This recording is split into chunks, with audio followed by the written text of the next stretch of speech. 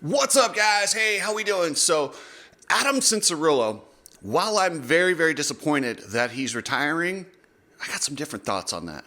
One of my personal heroes, Jeff Ward, had a scary post on Instagram. I'm going to elaborate on that. But remember, subscribe. And yes, people are still getting unsubscribed, so double check that.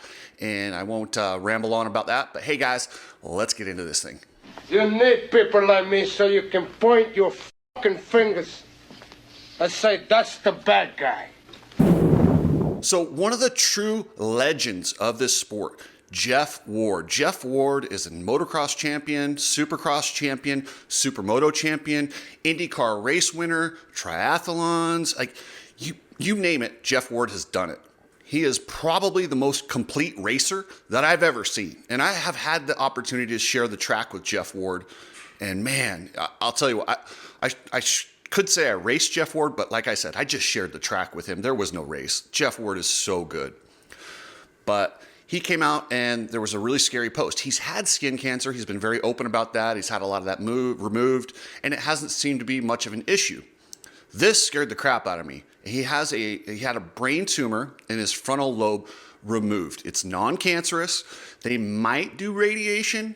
He didn't say, but he had it removed. Everything went well. He's back at home. But man, like I said, I had the chance to be on the track when he was out there. I was supermoto racing. I've raced multiple occasions, but there was one time in particular where we were at Prim, and there was a high-speed sweeper with one of those orange barriers on the outside, and it was scary. I mean, I was coming around there on my unlimited bike as fast as I could, as fast as I dare go, as I'm kind of sliding, and on my right, I hear someone coming, and before I even knew it, Ward went right past me. I mean, he's sideways, sliding it, going 5 mile an hour, or I don't know, it felt like I was stopped, but he was probably only going about 5 mile an hour faster than me. But I was like, dear God, there's levels to this. And Jeff Ward is, and keep in mind, he was almost like 50 years old at this point. And the dude was an absolute savage, supermoto champion.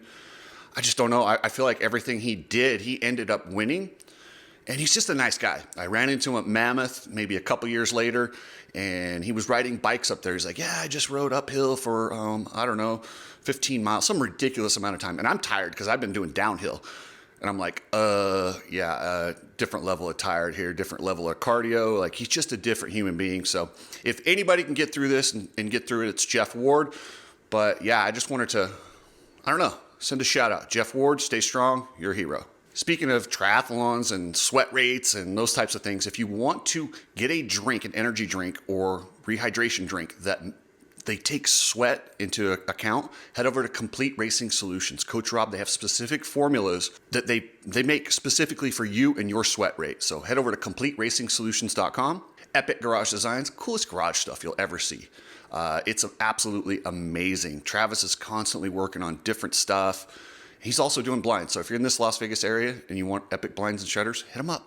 All right, guys, let's get to it. I am retiring from professional racing at the conclusion this Supercross season.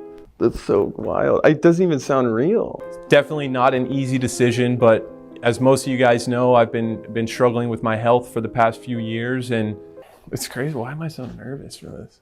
I basically have nerve damage in my hand that's been affecting what I can do on the motorcycle for the past few years. Yeah, it's been really difficult on me. I'm still very competitive. I still love the sport with every part of me, but I'm completely at peace with this decision and kind of where it's led me in my life the past couple of years. You know, when you're dealing with something like this, kind of every Saturday, every day I'm thinking about it, right? And I'll have a good practice during the week, and I'll have so much hope, and I'll carry that competitive spirit into the weekend. And then, every Saturday, it's like, it's been something that's holding me back. So,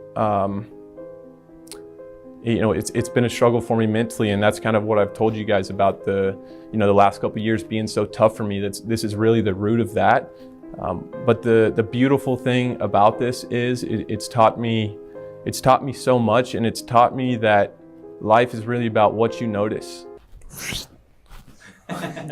Kind of throughout this process for me, I have I started to notice a lot of the bad things that were going on, as you do. And I'm not in that place anymore. I'm so happy and grateful for my life and my time in the sport.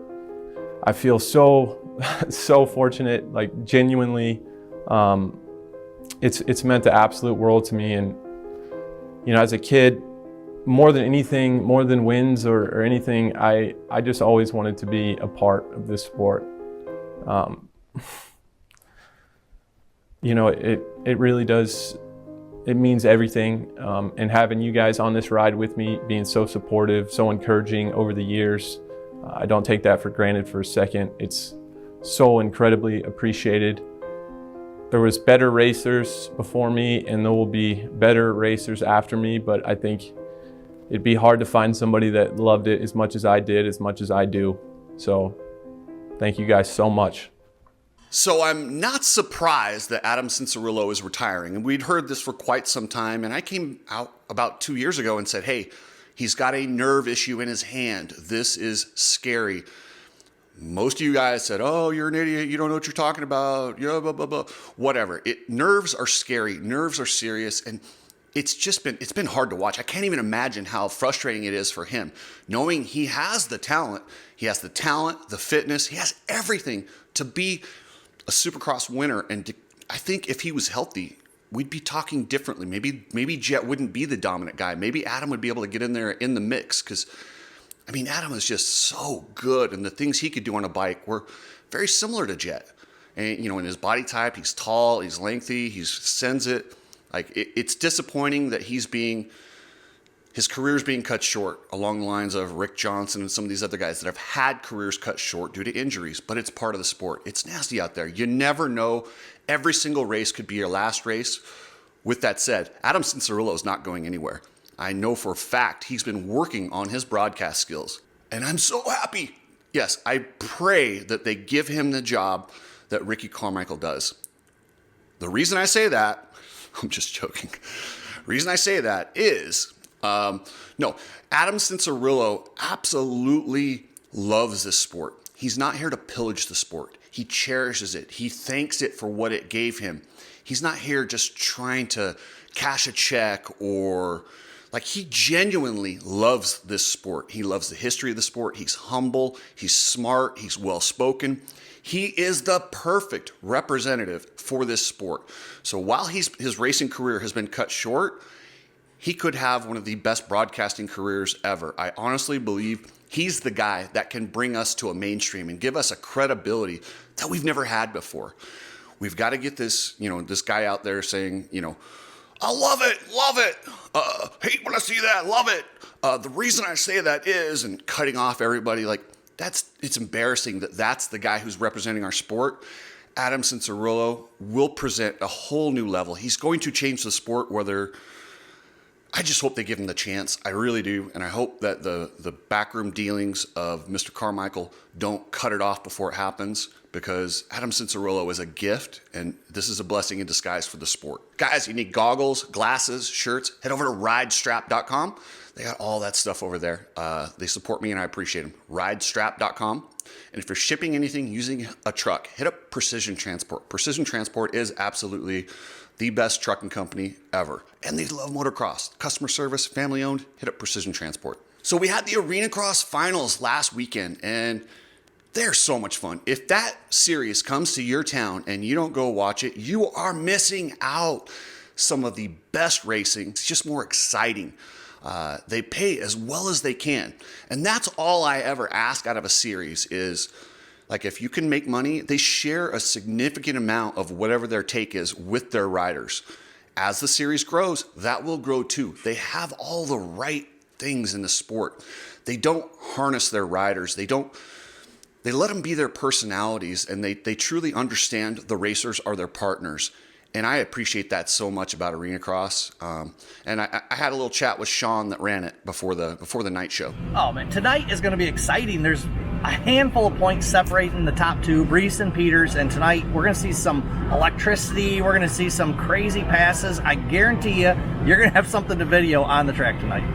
So I saw some crazy stuff, and a lot of people asked me about it. Listen, it's arena cross. Sometimes the tempers run hot. We saw some guys tackling the other guys. Were there suspensions, fines, talking to? It's small fine. I mean, you're right. It's arena cross. Tempers flare. It's a tight track. There's not a lot of time to cool down and think about things. So it happens. So there were some small fines, but those guys took care of their fines and they're back racing this week. Good. Thank you. I appreciate you letting these guys race and not harnessing their personalities. The personalities, if people aren't watching arena cross, they're missing out. Who's the biggest personality you deal with here? Whew, biggest personality. You know, there's some unique mechanics in the pits that are fun to deal with. There's some spouses that are fun to deal with, and then the racers. I wish these racers, it's one thing that I think that's lacking in this. We see their actions on the track and we don't see behind the scenes what they're like. And there are a lot of racers that are they're fun to be around. They're great guys. There's one that's missing tonight, Devin Harriman. Like there's a guy that he's got a personality to be around. So it's fun. So these guys are working their asses off, and it's funny. All these people come up with these teams and they go, "Oh, we're gonna go Supercross racing." I think you're crazy. If you want to start a Supercross team, stop, take a look at the Arenacross series and look at the publicity you can get. They've got the Arenacross All Access. That is the best bang for your buck. You can get riders who can win races. You can be more competitive in the Arenacross series. And it's more fan friendly. There's a lot more interaction, activation with the brands that you can bring as a team to that sport. And what's great is the promoters are down to help any way they can, unlike the bigger promotions that fight you at every turn. They want to work with you. So, man, I know Arenacross is over for this year, but keep an eye on them, support them. And I'm telling you guys, racers, if you're on the cusp, if you're barely making the night show, stop doing that. Go race Arenacross. You'll get more publicity. It's more fun. You get more track time. Even if you don't make the main, you got the B main. It's a great way for young riders to cut their teeth, get gate drops, and it's a great place for veterans to still make a living racing a dirt bike. So, Arenacross, guys, I'm all in on it. Any guillotine chokes tonight, or what's up? No, we don't plan on doing that tonight, man. Just trying to finish the season off strong and take this one happy and healthy and go home. Nice. I brought my friends to MMA fighters. Oh, yeah, that's pretty good form. Thanks for everything. I appreciate it. Remember, check out that MMA channel. I got an interview coming up with Justin James. He's a badass. This guy bet his entire purse on himself. Back when you could in the UFC, he bet it. But he's very well spoken. I stopped by Extreme Couture, talked to him the other day, and yeah, it was a good interview. And it's funny, we kind of compared some of the stuff that motocrossers have to deal with, fighters have to deal with the same thing. It's very similar the way that the sports are, individuals, and they have these promotions where only the top get rich. The sports run very parallel, and I think you'll enjoy the interview I did with Justin. He's awesome. Thanks, guys. Later.